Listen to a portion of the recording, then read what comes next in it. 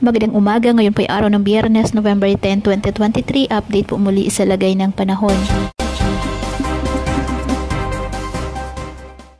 Ayon sa Pag-asa, nalusaw na po ang binabantayang low pressure area na nasa loob ng ating PAR kahapon. Sa ngayon, wala na po tayong binabantayan o namamataang sama ng panahon sa loob po ng ating Philippine Area of Responsibility.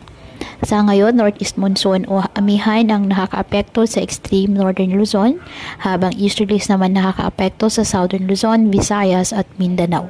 Samantala, may inaasahang malakas na surge o bugso ng Northeast Monsoon o amihan na makakaapekto sa halos buong Luzon sa susunod po na linggo.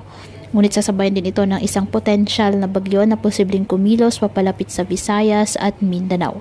Kaya patuloy itong i-monitor sa mga susunod na araw dahil posible pa rin ito na magbago. Wala namang gale warning na nakataasa ng mga baybay ng karagatan kung kaya malaya makapamalaot ang ating mga kababayang may isda at may maliliit na sasakyang pandagat.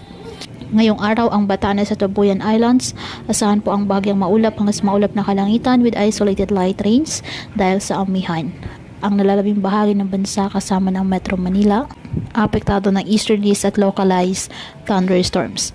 Kaya patuloy po na pinag-iingat ang ating mga kababayan sa banta po ng mga pagbaha at pagguho ng lupa at ugaliin po na magdala palagi ng payong o kahit anong panangga sa ulan sa tuwing lalabas po ng ating mga tahanan.